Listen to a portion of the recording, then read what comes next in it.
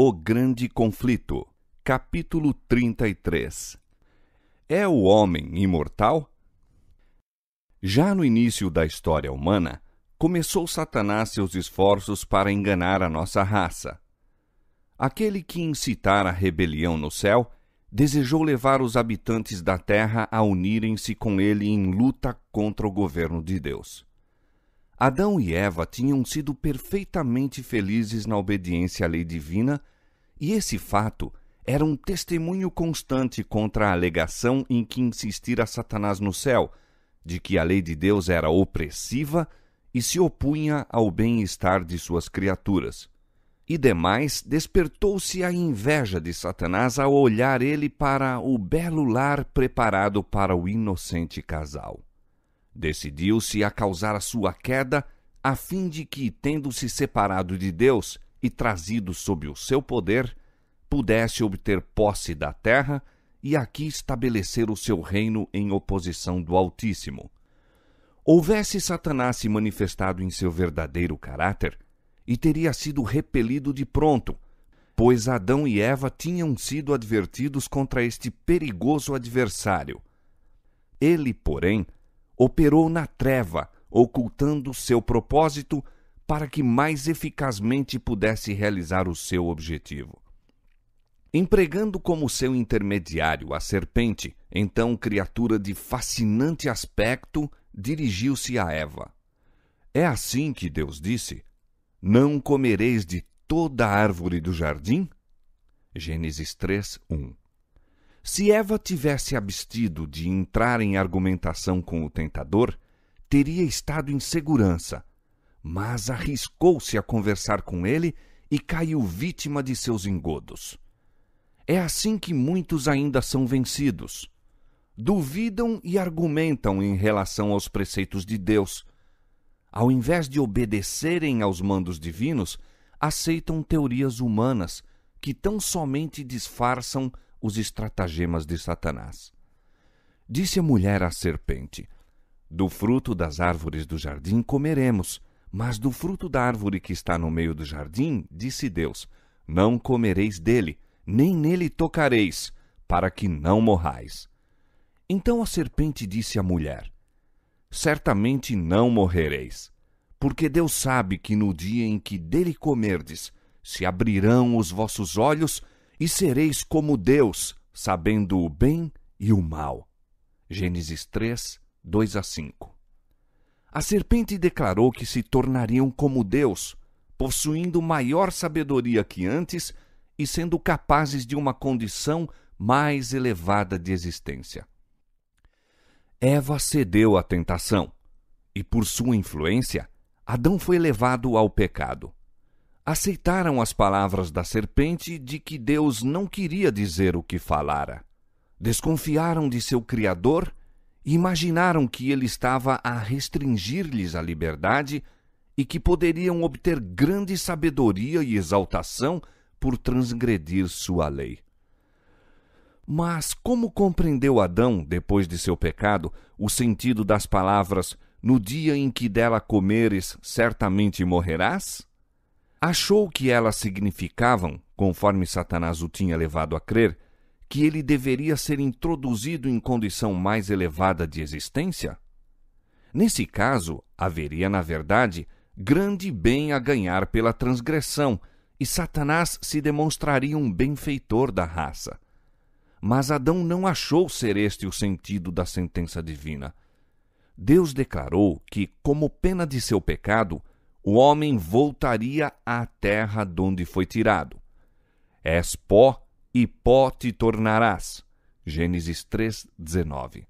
As palavras de Satanás, "se abrirão os vossos olhos", mostraram-se verdadeiras apenas neste sentido.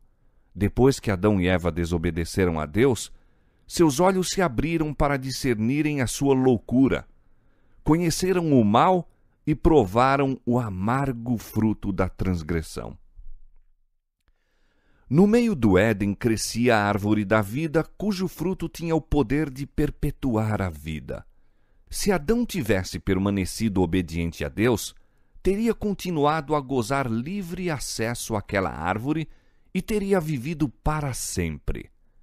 Mas, quando pecou, foi despojado da participação da árvore da vida, tornando-se sujeito à morte. A sentença divina, tu és pó e em pó te tornarás, indica completa extinção da vida. A imortalidade, prometida ao homem sob condição de obediência, foi perdida pela transgressão. Adão não poderia transmitir à sua posteridade aquilo que não possuía. E não poderia haver esperança alguma para a raça decaída se, pelo sacrifício de seu filho, Deus não houvesse trazido a imortalidade ao seu alcance. Ao passo que a morte passou a todos os homens, por isso que todos pecaram, Cristo trouxe à luz a vida e a incorrupção pelo Evangelho. Romanos 5:12, 2 Timóteo 1:10. E unicamente por meio de Cristo pode a imortalidade ser obtida. Disse Jesus: aquele que crê no Filho tem a vida eterna, mas aquele que não crê no Filho não verá a vida. João 3:36. Todo homem pode alcançar a posse desta inapreciável bênção se satisfizer as condições. Todos os que, com perseverança em fazer bem, procuram glória e honra e incorrupção, receberão vida eterna. O único que prometeu a Adão vida em desobediência foi o grande enganador. E a declaração da serpente a Eva, no Éden, certamente não morrereis, foi o primeiro sermão pregado acerca da imortalidade da alma. Todavia, esta assertiva, repousando apenas na autoridade de Satanás, ecoa dos púlpitos da cristandade e é recebida pela maior parte da humanidade tão facilmente como o foi pelos nossos primeiros pais. A sentença divina, a alma que pecar, essa morrerá, Ezequiel 18:20, é dada a significação. A alma que pecar, essa não morrerá, mas viverá eternamente. Não podemos, senão nos admirar da estranha fatuidade que tão crédulos torna os homens com relação às palavras de Satanás e incrédulos com respeito às palavras de Deus. Houvesse ao homem sido permitido franco acesso à árvore da vida após a sua queda, e teria ele vivido para sempre, sendo assim imortalizado o pecado. Querubins e uma espada chamejante, porém, guardavam o caminho da árvore da vida. Gênesis 3:24. E a nenhum membro da família de Adão foi permitido passar aquela barreira e participar do fruto doador da vida. Não há, portanto, pecador algum imortal. Mas depois da queda, Satanás ordenou a seus anjos que fizessem um esforço especial a fim de inculcar a crença da imortalidade inerente do homem. E tendo induzido o povo a receber este erro, deveriam levá-lo a concluir que o pecador viveria em estado de eterna miséria. Agora o príncipe das trevas, operando por meio de seus agentes, representa a Deus como um tirano vingativo, declarando que ele mergulha no inferno todos os que lhe não agradam e faz com que sempre sintam a sua ira, e que enquanto sofrem angústia indizível e se contorcem nas chamas eternas, seu Criador para eles olha com satisfação. Assim, o príncipe dos demônios reveste com seus próprios atributos ao Criador e benfeitor da humanidade. A crueldade é satânica. Deus é amor. E tudo quanto criou era puro, santo e formoso, até o pecado ser introduzido pelo primeiro grande rebelde. Satanás mesmo é o inimigo que tenta o homem a pecar e então o destrói, se o pode fazer. E ao se ter assenhoreado de sua vítima, exulta na ruína que efetuou. Se lhe fosse permitido, colheria o gênero humano todo em sua rede. Não fosse a interposição do poder divino, nenhum filho ou filha de Adão escaparia. Satanás está procurando vencer os homens hoje, assim como venceu nossos primeiros pais, abalando-lhes a confiança em seu Criador e levando-os a duvidar da sabedoria de seu governo e da justiça de suas leis. Satanás e seus emissários representam a Deus como sendo mesmo pior do que eles, a fim de justificar sua própria malignidade e rebelião. O grande enganador esforça-se por transferir sua própria horrível crueldade de caráter para nosso Pai Celestial, a fim de fazer-se parecer como alguém grandemente lesado pela sua expulsão do céu, visto não haver desejado sujeitar-se a um governador tão injusto. Apresenta perante o mundo a liberdade que este pode gozar sob seu domínio suave, em contraste com a servidão imposta pelos severos decretos de Jeová. Desta maneira, consegue desviar as almas de sua fidelidade a Deus. Quão repugnante a todo sentimento de amor e misericórdia, e mesmo ao nosso senso de justiça, é a doutrina de que os ímpios mortos são atormentados com fogo e enxofre no inferno eternamente a arder, que pelos pecados de uma breve vida terrestre sofrerão tortura enquanto Deus existir. Contudo, esta doutrina tem sido largamente ensinada e ainda se acha incorporada em muitos credos da cristandade. Disse ilustrado doutor em teologia: à vista dos tormentos do inferno exaltará para sempre a felicidade dos santos. Quando veem outros que são da mesma natureza e nascidos sob as mesmas circunstâncias, mergulhados em tal desgraça e eles distinguidos de tal maneira, isto os fará sentir quão felizes são. Outro empregou estas palavras: enquanto o decreto da condenação está sendo eternamente executado sobre os vasos da ira, o fumo de seu tormento estará sempre e sempre a acender à vista dos vasos de misericórdia, que, em vez de se compadecerem daquelas miseráveis criaturas, dirão: Amém, Aleluia, louvai ao Senhor. Onde nas páginas da Palavra de Deus se encontra tal ensino? Perderão os remidos no céu todo o sentimento de piedade e compaixão, e mesmo os sentimentos comuns de humanidade? Devem tais sentimentos ser trocados pela indiferença do estoico ou a crueldade do selvagem? Não, absolutamente. Não é este o ensino do livro de Deus. Os que apresentaram as opiniões expressas nas citações acima podem ser homens ilustrados e mesmo sinceros, mas estão iludidos pelos sofismas de Satanás.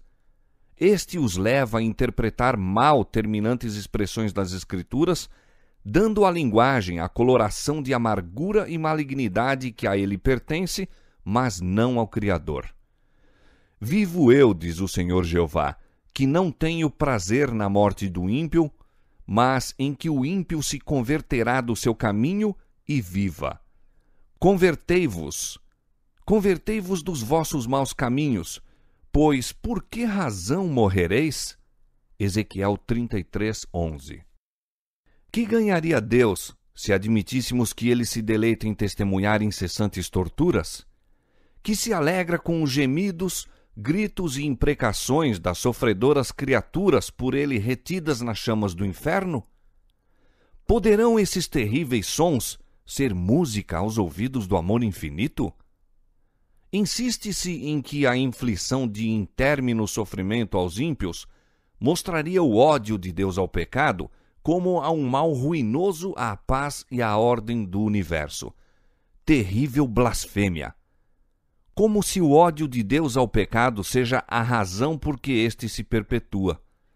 Pois, segundo os ensinos desses teólogos, a contínua tortura sem esperança de misericórdia enlouquece suas infelizes vítimas, e ao derramarem elas sua cólera em maldições e blasfêmias, estão para sempre aumentando sua carga de crimes. A glória de Deus não é encarecida, perpetuando-se desta maneira o pecado em constante aumento através de eras intérminas. Está além do poder do espírito humano avaliar o mal que tem sido feito pela heresia do tormento eterno. A religião da Bíblia, repleta de amor e bondade e abundante de misericórdia, é obscurecida pela superstição e revestida de terror. Ao considerarmos em que cores falsas Satanás esboçou o caráter de Deus, surpreender-nos-emos de que nosso misericordioso Criador seja receado, temido e mesmo odiado? As opiniões aterrorizadoras acerca de Deus, que pelos ensinos do púlpito são espalhados pelo mundo, têm feito milhares e mesmo milhões de céticos e incrédulos. A teoria do tormento eterno é uma das falsas doutrinas que constituem o vinho das abominações de Babilônia, do qual ela faz todas as nações beberem. Apocalipse 14, 8 e 17, 2. Que ministros de Cristo hajam aceito esta heresia e a tenham proclamado do púlpito sagrado é, na verdade, um mistério. Eles a receberam de Roma, assim como receberam o falso sábado. É verdade que tem sido ensinada por homens eminentes e piedosos, mas a luz sobre tal assunto não lhes chegou como a nós. Eram responsáveis apenas pela luz que resplandecia em seu tempo. Nós o somos pela que brilha em nossa época. Se nos desviamos do testemunho da palavra de Deus, aceitando falsas doutrinas porque nossos pais as ensinaram, caímos sob a condenação pronunciada sobre Babilônia. Estamos a beber do vinho de suas abominações. Numerosa classe para a qual a doutrina do tormento eterno é revoltante é levada ao erro oposto. Veem que as Escrituras representam a Deus como um ser de amor e compaixão e não podem crer que ele destine suas criaturas aos fogos de um inferno eternamente a arder. Crendo, porém, ser a alma de natureza imortal, não percebem outra alternativa senão concluir que toda a humanidade se salvará por fim. Muitos consideram as ameaças da Bíblia como sendo meramente destinadas a amedrontar os homens para a obediência e não para se cumprirem literalmente. Assim, o pecador pode viver em prazeres egoístas, desatendendo aos preceitos de Deus e, não obstante, esperar ser, ao final, recebido em seu favor. Esta doutrina, admitindo a misericórdia de Deus, mas passando por alto sua justiça, agrada ao coração carnal e torna audazes os ímpios em sua iniquidade. A fim de mostrar como os crentes na salvação universal torcem as Escrituras para sustentarem seus dogmas destruidores de almas, basta citar suas próprias declarações. Nos funerais de um jovem irreligioso que tivera morte instantânea em um desastre, um ministro universalista escolheu como texto a declaração das Escrituras relativa a Davi. Já se tinha consolado acerca de Amon, que era morto. 2 Samuel 13:39. Sou frequentemente interrogado, disse o orador, sobre qual será a sorte dos que deixam o mundo em pecado, que morrem, talvez em estado de embriaguez, morrem sem ter lavado das manchas escarlates do crime as suas vestes, ou como este jovem sucumbiu, nunca tendo feito qualquer profissão ou gozado experiência religiosa. Estamos contentes com as Escrituras. Sua resposta resolverá o terrível problema. Amnon era muitíssimo pecador. Ele não estava arrependido. Fizeram-no embriagar-se e, estando em estado de embriaguez, foi morto. Davi era profeta de Deus. Ele deveria saber se iria mal ou bem com Amnon no mundo vindouro. Quais foram as expressões de seu coração? Então tinha o rei Davi saudades de Absalão, porque já se tinha consolado acerca de Amnon, que era morto. E qual é a inferência a fazer desta linguagem? Não é que o sofrimento intérmino não fazia parte de sua crença religiosa? Assim o concebemos. E aqui descobrimos um argumento triunfante em apoio da mais agradável, mais iluminada, mais benévola hipótese da pureza e paz universal e final. Consolou-se, vendo que o filho estava morto. E por que isto? Porque, pelos olhos da profecia, podia vislumbrar o glorioso futuro e ver aquele filho afastado para longe de toda a tentação, livre do cativeiro e purificado das corrupções do pecado, e depois de se haver tornado suficientemente santo e esclarecido, admitido na Assembleia dos Espíritos elevados e jubilosos.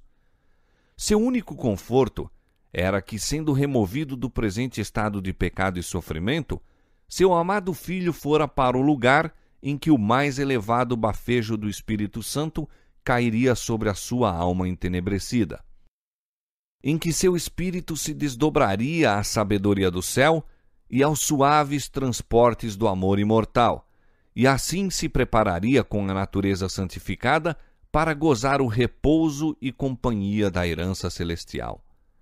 Nesse sentido, é que desejamos ser compreendidos como crentes que somos, de que a salvação do céu não depende de coisa alguma que possamos fazer nesta vida, nem da mudança do coração feita presentemente, nem da crença atual, nem de uma profissão religiosa. Assim, reitera o professo ministro de Cristo, a falsidade conferida pela serpente no Éden: certamente não morrereis. No dia em que dela comerdes, se abrirão os vossos olhos e sereis como Deus. Ele declara que o mais vil pecador, o assassino, o ladrão, o adúltero, estarão depois da morte preparados para entrar na bem-aventurança eterna. E de onde tira este adulterador das Escrituras as suas conclusões? De uma simples sentença que exprime a submissão de Davi aos desígnios da providência. Ele tinha saudades de Absalão, porque já se tinha consolado acerca de Amnon, que era morto. Tendo-se o pungimento desta dor abrandado pelo tempo, seus pensamentos volveram do filho morto para o vivo, o qual se exilara pelo medo do justo castigo de seu crime.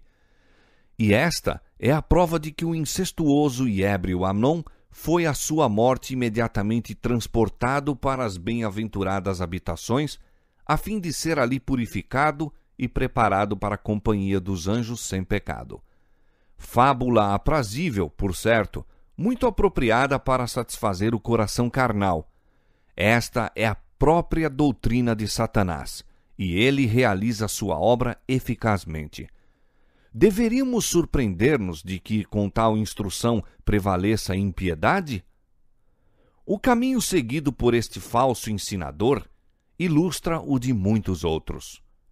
Umas poucas palavras das Escrituras são separadas do contexto, o qual, em muitos casos, mostraria ser o seu sentido exatamente o contrário da interpretação a elas dada. E tais passagens desconexas são pervertidas e usadas em prova de doutrinas que não têm fundamento na palavra de Deus. O testemunho citado como prova de que o ébrio Amon está no céu é uma simples conjectura, contradita terminantemente pela declaração expressa e positiva das Escrituras de que nenhum bêbado herdará o reino de Deus. 1 Coríntios 6:10. Assim é que os que duvidam, os descrentes e os céticos, mudam a verdade em mentira. E multidões têm sido enganadas por seus sofismas e embaladas para adormecerem no berço da segurança carnal. Se fosse verdade que a alma passa diretamente para o céu na hora do falecimento, bem poderíamos então anelar a morte em lugar da vida. Por esta crença, muitos têm sido levados a pôr termo à existência. Quando dominados pelas dificuldades, perplexidades e desapontamento, parece coisa fácil romper o tênue fio da vida e voar além para as bênçãos do mundo eterno. Deus deu em sua palavra prova decisiva de que punirá os transgressores de sua lei. Os que se lisonjeiam de que ele é muito misericordioso para exercer justiça contra o pecador, apenas têm de olhar para a cruz do Calvário.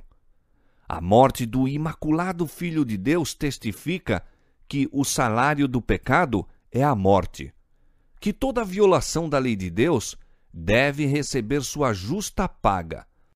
Cristo, que não tinha pecado, se fez pecado pelo homem. Arrostou a culpa da transgressão, sendo-lhe ocultado o rosto do Pai, até se lhe quebrantar o coração e desfazer a vida. Todo esse sacrifício foi feito a fim de os pecadores poderem ser remidos. De nenhum outro modo conseguiria o homem livrar-se da pena do pecado. E toda alma que se recusa a tornar-se participante da expiação provida a tal preço deve levar em si própria a culpa e o castigo da transgressão. Consideremos o que a Bíblia ensina ainda concernente aos ímpios e impenitentes, os quais os universalistas colocam no céu como anjos santos e felizes. A quem quer que tiver sede, de graça lhe darei da fonte da água da vida. Apocalipse 21, 6. Esta promessa é apenas para os que têm sede. A pessoa alguma, a não ser os que sentem sua necessidade de água da vida e a procuram, seja qual for o preço, será ela provida. Quem vencer herdará todas as coisas, e eu serei seu Deus, e ele será meu filho. Apocalipse 21, 7. Aqui também se especificam condições. A fim de herdar todas as coisas, devemos resistir ao pecado e vencê-lo. O Senhor declara pelo profeta Isaías: Dizei aos justos que bem lhes irá. Ai do ímpio, mal lhe irá, porque a recompensa das suas mãos se lhe dará. Isaías capítulo 3, versos 10 e 11. Ainda que o pecador faça mal 100 vezes e os dias se lhe prolonguem, eu sei com certeza que bem sucede aos que temem a Deus, aos que temerem diante dele, mas ao ímpio não irá bem. Eclesiastes capítulo 8, versos 12 e 13. E Paulo testifica que o pecador está entesourando para si ira no dia da ira e da manifestação do juízo de Deus, o qual recompensará cada um segundo suas obras. Tribulação e angústia sobre toda a alma do homem que obra o mal. Romanos capítulo 2, versos 5, 6 e 9. Nenhum fornicário ou impuro ou avarento, o qual é idólatra, tem herança no reino de Cristo e de Deus. Efésios 5, 5. Segui a paz com todos e a santificação, sem a qual ninguém verá o Senhor. Hebreus 12, 14. Bem-aventurados aqueles que guardam os seus mandamentos, para que tenham direito à árvore da vida e possam entrar na cidade pelas portas. Ficarão de fora os cães, os feiticeiros e os que se prostituem, e os homicidas e os idólatras, e qualquer que ama e comete a mentira. Apocalipse 22, 14 e 15. Deus deu aos homens uma revelação de seu caráter e de seu método de tratar com o pecado. Jeová, o Senhor, Deus misericordioso e piedoso, tardio em iras e grande em beneficência e verdade, que guarda a beneficência em milhares, que perdoa a iniquidade e a transgressão e o pecado, que ao culpado não tem por inocente. Êxodo 34, versos 6 e 7. Todos os ímpios serão destruídos. Quanto aos transgressores, serão a uma destruídos, e as relíquias dos ímpios todas perecerão. Salmo capítulo 145, verso 20 e capítulo 37, verso 38. O poder e a autoridade do governo divino serão empregados para abater a rebelião. Contudo, todas as manifestações de justiça retribuidora serão perfeitamente coerentes com o caráter de Deus como um ser misericordioso, longânimo e benévolo. Deus não força a vontade ou o juízo de ninguém. Não tem prazer na obediência servil.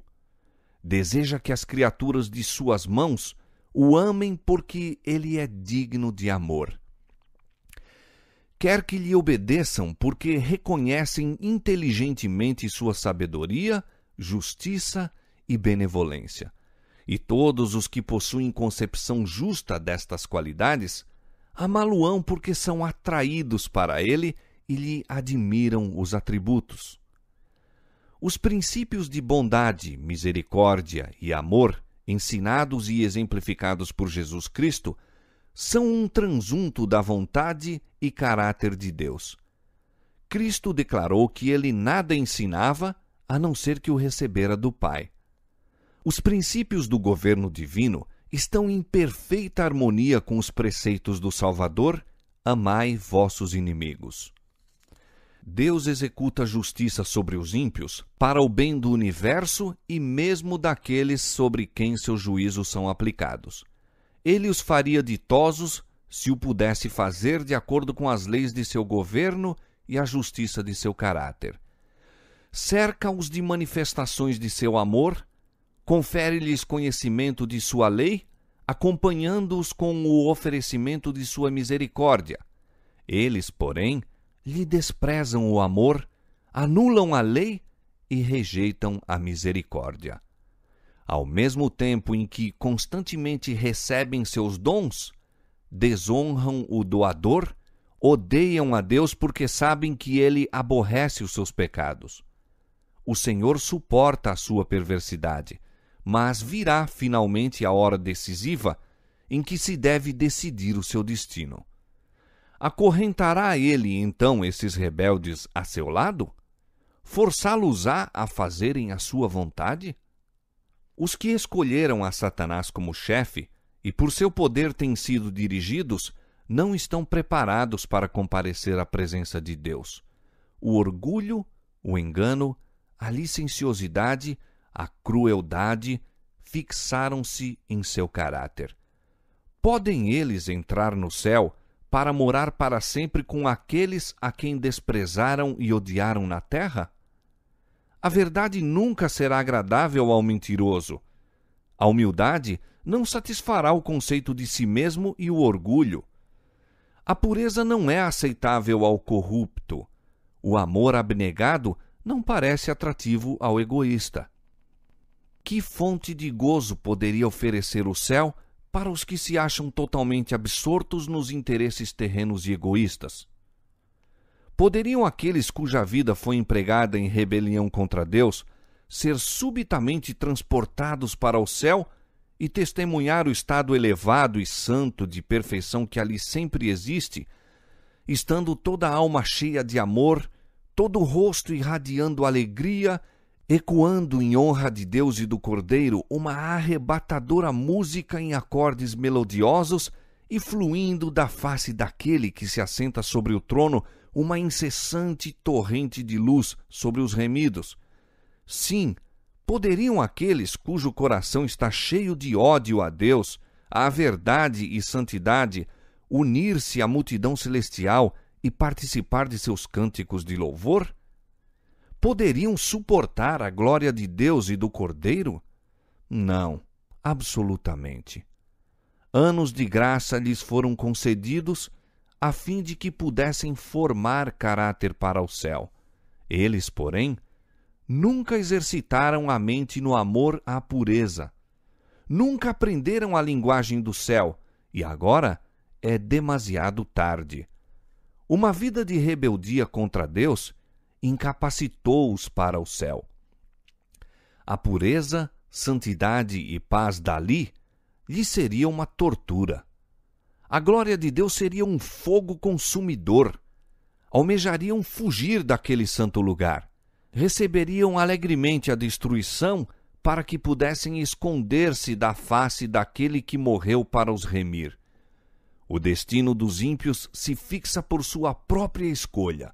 Sua exclusão do céu é espontânea da sua parte e justa e misericordiosa da parte de Deus.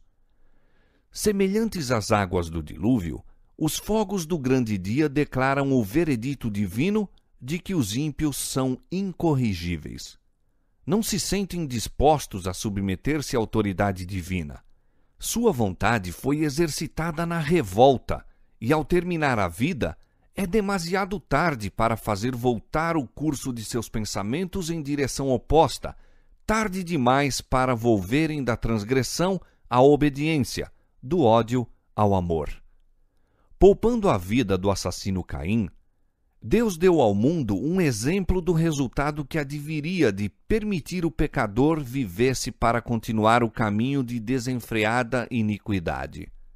Pela influência do ensino e exemplo de Caim, multidões de seus descendentes foram levados ao pecado até que a maldade do homem se multiplicara sobre a terra, e toda a imaginação dos pensamentos de seu coração era só má continuamente. A terra, porém, estava corrompida diante da face de Deus, e encheu-se a terra de violência. Gênesis capítulo 6, versos 5 e 11. Em misericórdia para com o mundo, Deus supriu seus ímpios habitantes no tempo de Noé. Em misericórdia, destruiu os corruptos habitantes de Sodoma. Mediante o poder enganador de Satanás, os obradores da iniquidade obtêm simpatia e admiração e estão assim constantemente levando outros à rebeldia. Assim foi ao tempo de Caim e Noé, e ao tempo de Abraão e Ló. Assim é em nosso tempo. É em misericórdia para com o universo que Deus finalmente destruirá os que rejeitam a sua graça. O salário do pecado é a morte, mas o dom gratuito de Deus é a vida eterna por Cristo Jesus, nosso Senhor. Romanos 6, 23. Ao passo que a vida é a herança dos justos, a morte é a porção dos ímpios. Moisés declarou a Israel: Hoje te tenho proposto a vida e o bem, a morte e o mal. Deuteronômio 30, 15. A morte a que se faz referência nestas passagens não é a que foi pronunciada sobre Adão, pois a humanidade toda sofre a pena de sua transgressão. É a segunda morte que se põe em contraste com a vida eterna. Em consequência do pecado de Adão, a morte passou a toda a raça humana. Todos semelhantemente descem ao sepulcro. E pelas providências do plano da salvação, todos devem ressurgir da sepultura. Há de haver ressurreição de mortos, assim dos justos como dos injustos. Atos 24, 15. Assim como todos morrem em Adão, assim também todos serão vivificados em Cristo. 1 Coríntios 15, 22. Uma distinção, porém, se faz entre as duas classes que ressuscitam. Todos os que estão nos sepulcros ouvirão a sua voz, e os que fizeram o bem sairão para a ressurreição da vida, e os que fizeram o mal para a ressurreição da condenação. João 5, 28 e 29. Os que foram tidos por dignos da ressurreição da vida são bem-aventurados e santos. Sobre estes não tem poder a segunda morte. Apocalipse 20, 6. Os que, porém, não alcançaram o perdão, mediante o arrependimento e a fé, devem receber a pena da transgressão, o salário do pecado. Sofrem castigo que varia em duração e intensidade segundo suas obras, mas que finalmente termina com a segunda morte. Visto ser impossível para Deus, de modo coerente com a sua justiça e misericórdia, salvar o pecador em seus pecados, ele o despoja da existência, que perdeu por suas transgressões e da qual se mostrou indigno. Diz um escritor inspirado: ainda um pouco, e o ímpio não existirá.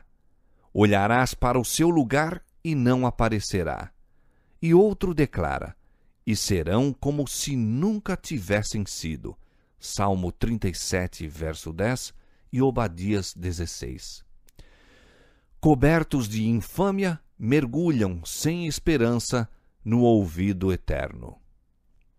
Assim se porá termo ao pecado, juntamente com toda a desgraça e ruína que dele resultaram. Diz o salmista: destruíste os ímpios, apagaste o seu nome para sempre e eternamente. Ó inimigo, consumaram-se as assolações.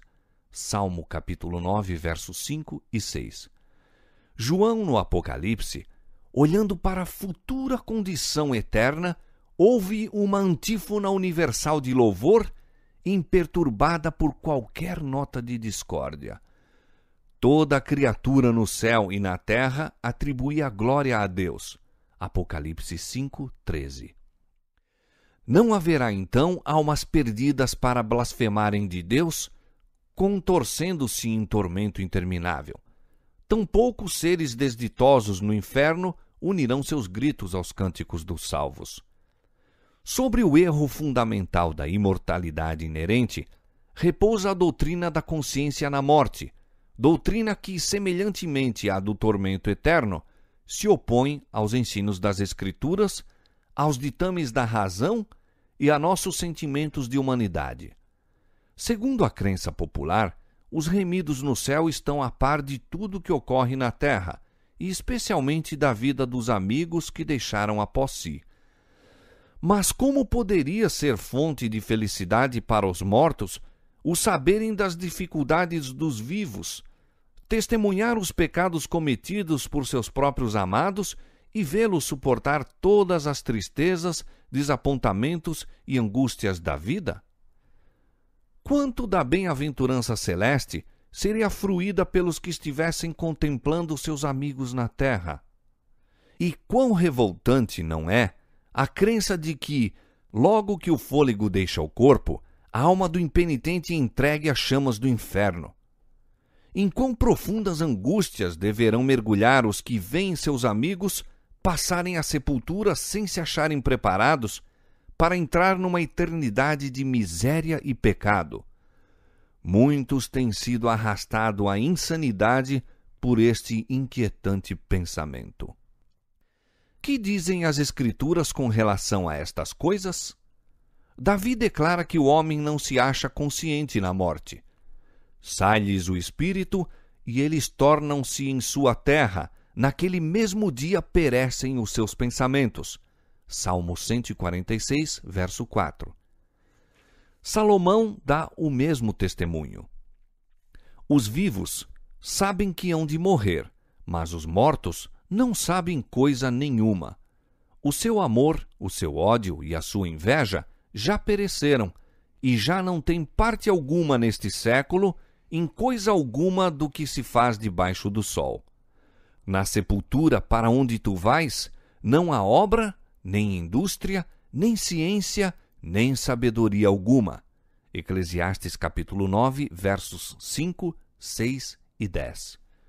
Quando, em resposta à sua oração, a vida de Ezequias foi prolongada 15 anos, o rei, agradecido, rendeu a Deus um tributo de louvor por sua grande misericórdia. Neste cântico, ele dá razão por assim se regozijar. Não pode louvar-te a sepultura, nem a morte glorificar-te. Nem esperarão em tua verdade os que descem à cova. Os vivos, esses te louvarão como eu hoje faço. Isaías capítulo 38, versos 18 e 19.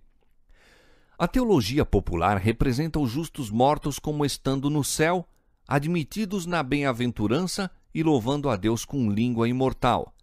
Ezequias, porém, não pôde ver tal perspectiva gloriosa na morte. Com suas palavras, concorda o testemunho do salmista. Na morte não há lembrança de ti. No sepulcro, quem te louvará? Os mortos não louvam ao Senhor, nem os que descem ao silêncio. Salmo 6, verso 5 e Salmo 15, verso 17. Pedro, no dia de Pentecoste, declarou que o patriarca Davi morreu e foi sepultado, e entre nós está até hoje a sua sepultura, porque Davi não subiu aos céus. Atos capítulo 2, verso 29 e 34. O fato de Davi permanecer na sepultura até a ressurreição prova que os justos não ascendem ao céu por ocasião da morte. É unicamente pela ressurreição e em virtude de Jesus haver ressuscitado que Davi poderá finalmente assentar-se à destra de Deus.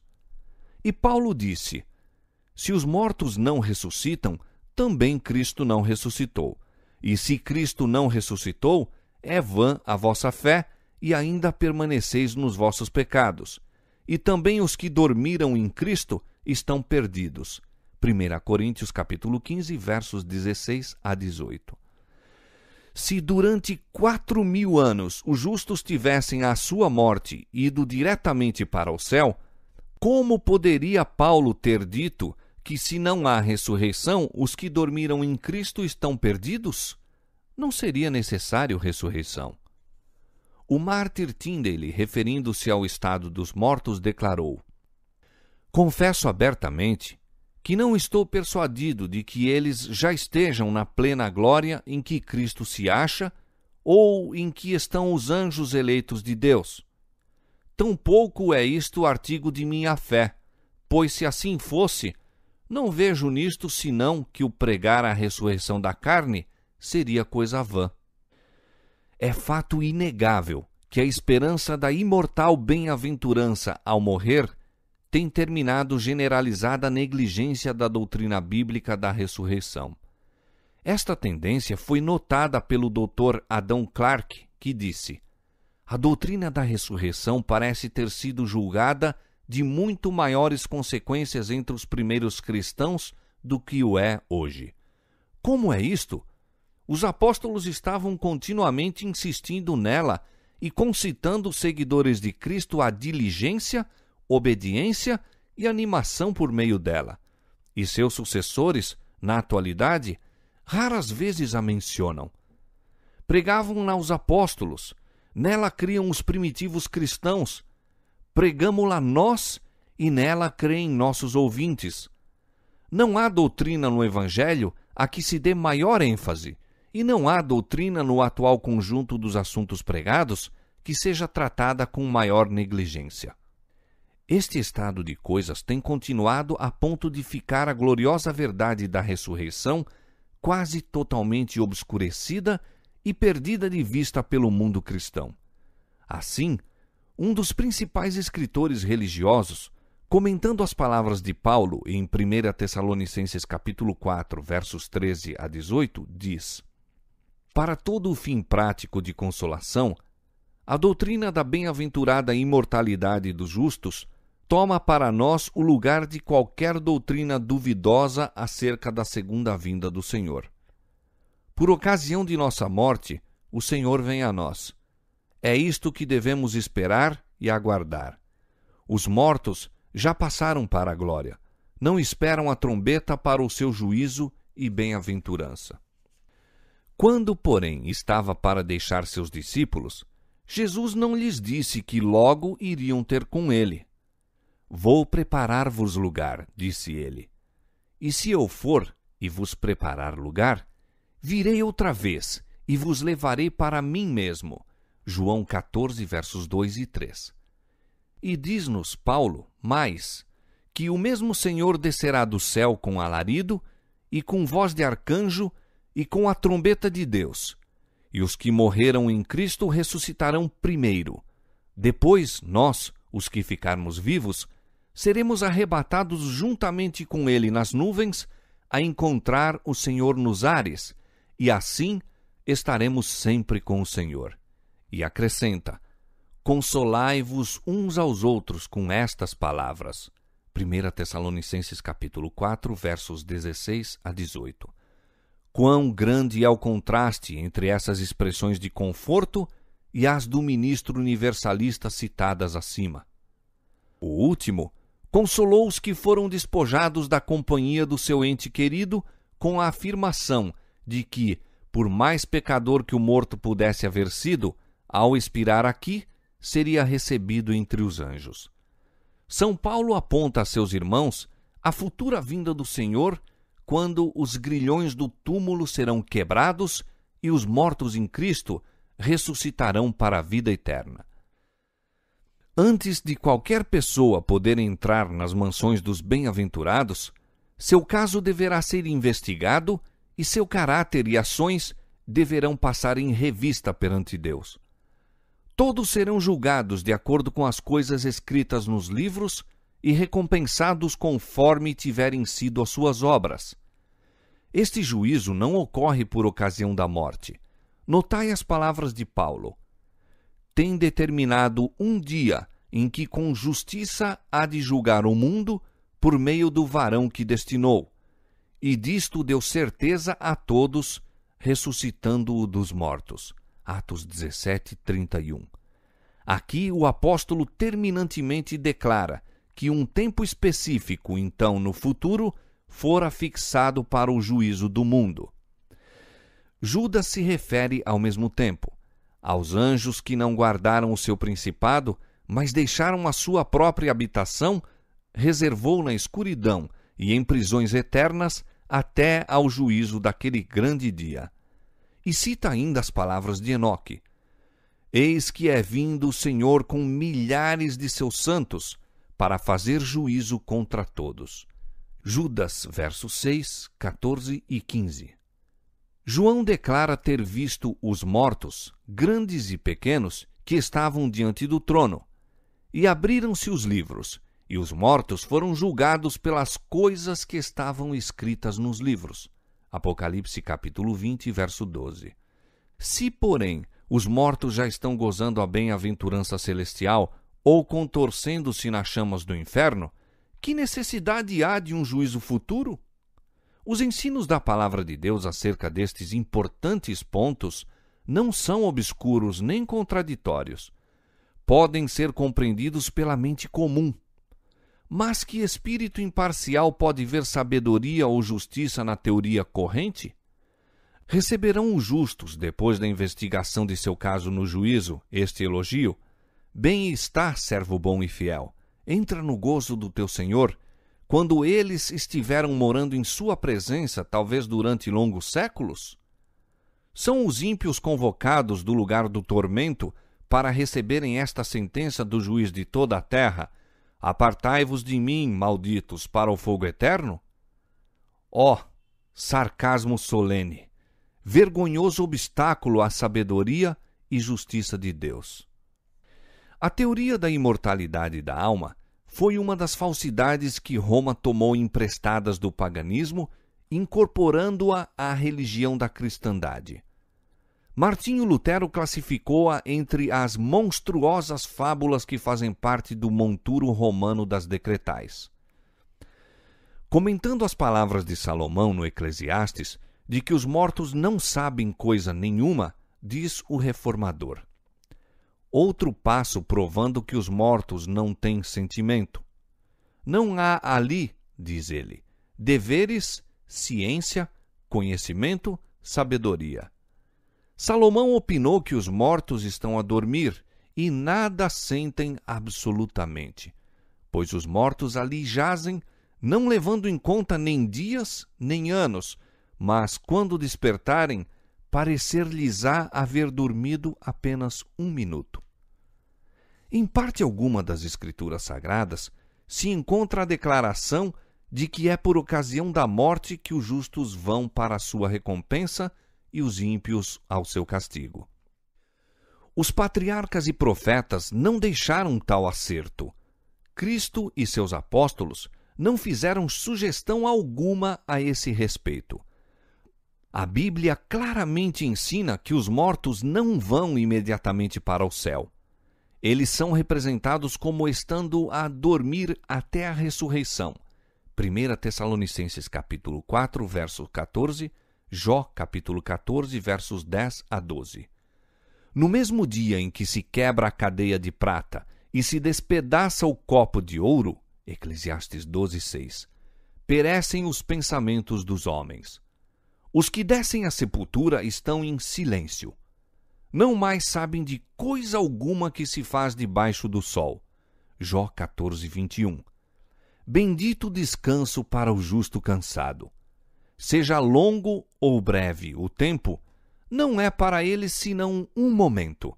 Dormem e são despertados pela trombeta de Deus para uma imortalidade gloriosa. Porque a trombeta soará, e os mortos ressuscitarão incorruptíveis. Quando isto que é corruptível se revestir da incorruptibilidade, e isto que é mortal se revestir da imortalidade, então cumprir-se-á a palavra que está escrita: tragada foi a morte na vitória. 1 Coríntios capítulo 15, versos 52 a 54. Ao serem eles chamados de seu profundo sono, começam a pensar exatamente onde haviam parado. A última sensação foi a agonia da morte. O último pensamento, o de que estavam a cair sob o poder da sepultura. Ao se levantarem da tumba, seu primeiro alegre pensamento se expressará na triunfante aclamação: onde está, ó morte, o teu aguilhão? Onde está, ó inferno, a tua vitória? 1 Coríntios capítulo 15, verso 55.